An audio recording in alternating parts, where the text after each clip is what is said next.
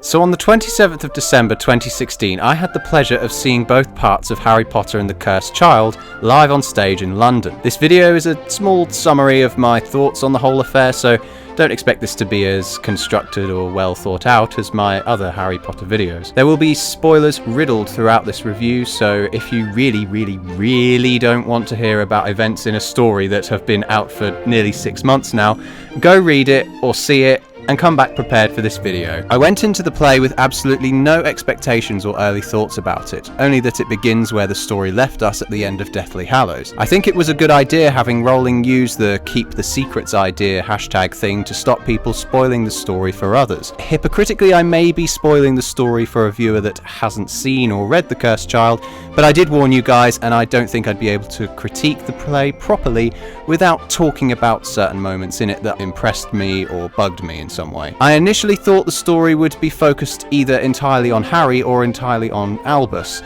That's the name of his kid, in case you didn't know. But instead we saw a varying perspective of the two throughout the story, jumping back and forth between the two plot lines and eventually coming together at the end. The 5-hour runtime of this entire thing wove the two storylines together nicely like fine fabric, even if it felt like it was going on for a bit too long towards the end of the play. In terms of a great day out in London, however, this runtime was absolutely perfect. Travel into London, watch the first part for 2.5 hours, have some dinner in Covent Garden, watch the second part, catch the last train home. Brilliant. In the first part of the story, Albus travels to Hogwarts and is assigned to the House of Slytherin, which, although predictable, did have a lot of weight behind the story. It was interesting to see the world of Harry Potter turned upside down, so to speak, considering throughout the past 2 decades we have been cheering for the Gryffindors and booing the Slytherins. Until now. The story addresses this by finally pointing out that not all Slytherins are bad. The two main characters, Albus and Draco Malfoy's son, are both sorted into Slytherin. This in turn leaves Scorpius battling with his reputation as a Malfoy, whilst Albus struggles to fit into the one Hogwarts house that is frowned upon by basically the entire wizarding community by this point, and simultaneously trying to live up to his father's expectations. This huge weight that looms over their shoulders aspires them to do good, to gain back both father's respect, and so they delve into a journey to bring back Cedric Diggory from the past with what is proclaimed to be the last time turner. This might on paper sound like an absolutely amazing premise, but there were a few sequences story-wise I wasn't too happy with. It was pretty annoying that the piece didn't really bring anything new to the Harry Potter universe, apart from you-know-who having sex with you-know-somebody else, and the new characters, who were few and far between really. So many of the iconic characters from the original 7 stories made guest appearances in this play. Cedric, Bane, Umbridge, even Voldemort and Snape both showed up towards the end. Hermione's child is sadly of very little significance in the grand scheme of the story, and there were the 2 boys who I'll come on to later, and Delphi. Delphi really did feel like just a character on the sideline because everybody suspected to be the Cursed Child, due to him being rumoured to be the son of Voldemort. But then she kind of grew wings and made me think, wow, she really could have benefited being a fleshed out character. And then she started shooting fire and green out of her wand whilst in the air, and it all just became a big wall of noise. She could have been so great for who she was. Visually she was impressive, and yet I feel like I know absolutely nothing about her, aside from baffling me as to why you-know-who would even want a child in the first place. There's also that sequence where Scorpius and Albus go to the Ministry to grab the old time turner, which plays out very eerily like that part in Deathly Hallows where the main trio of characters also use Polyjuice Potion to get inside the Ministry. It might have been 19 years for your characters, Rowling, but we've only been waiting... Oh shit. It's been 10 years since Deathly Hallows was released. Oh dear, we are in trouble. I'm happy that the story did take place so far in the future because it meant the actors wouldn't have to live up to the performances provided by the original film cast. Not only that, but they moulded the characters into entirely new ones. 19 years is quite a stretch of time. These people are going to be considerably different at this point. It did get a little ludicrous when they changed Hermione's skin colour for no reason, but honestly, Noma Dumezwani did a damn good job at playing Hermione. Sorry if I pronounced that wrong. Despite Hermione also being one of the least likely candidates, in my opinion, to become the Minister of Magic, she does so, and Harry is anointed as the head of magical law enforcement. Having to be head of the magic police whilst simultaneously trying to support a family of 5, we certainly see him recede into his 15-year-old self we see in the Order of the Phoenix book, stressed, angry, and concerned. Fortunately, Jamie Parker did play the part very well, continuing this idea of upholding celebrity status and reputation whilst being constantly dragged down by it. He shared a great scene with Albus in the first part where the two got into a bit of an argument and it was just some amazing drama. Paul Thornley as Ron Weasley was absolutely fantastic too. Sadly, his purpose seemed to be the comic relief of the play whenever he walked on stage and not a lot else. But he certainly reminded me of Arthur Weasley from the films. Only more...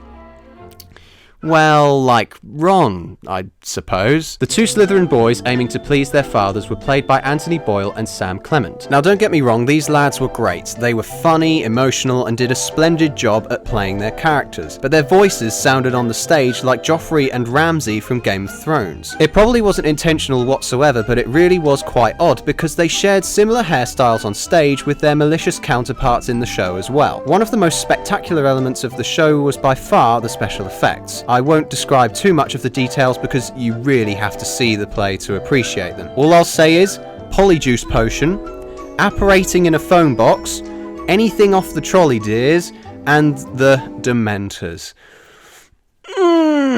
They had this beautiful lighting effect that warped the appearance of the stage whenever the characters travelled back in time. It was like watching a magic show. Sad to say though, if you want to see this show properly without interruptions and discomfort, don't sit on the balcony! Oh my god, there were so many times I had to peer over rows of people who were also peering over rows of people in front of them to get a better look. I guess that's what you get for being a tight git. There was also a sequence where Draco and Harry had another wand duel that looked really quite rubbish. Sorry to say, but the wand battles that have super fast movements displayed in the films were so much more exciting. There was a point where Harry was forced into a backwards somersault quite slowly in the air that looked very odd. I think they were trying to go for a slow motion thing that didn't really work, and they really were quite restricted for space due to them having to be lined up against a black wall of stagehands that supported the pair when they sent each other flying through the air. The show did keep me engaged through the majority of it, however, because of how smoothly it ran. With every set change, the story wove into different locations, sometimes with merely moving around a bunch of suitcases and a bunch of people wearing dark cloaks strutting their stuff in an excellently choreographed fashion. As the play progressed, however, I knew that the story was doomed to head in a direction similar to that of the second Back to the Future movie. Main character thinks he's doing good by meddling with causality, ends up making his reality in the present a living nightmare controlled by the powers of evil,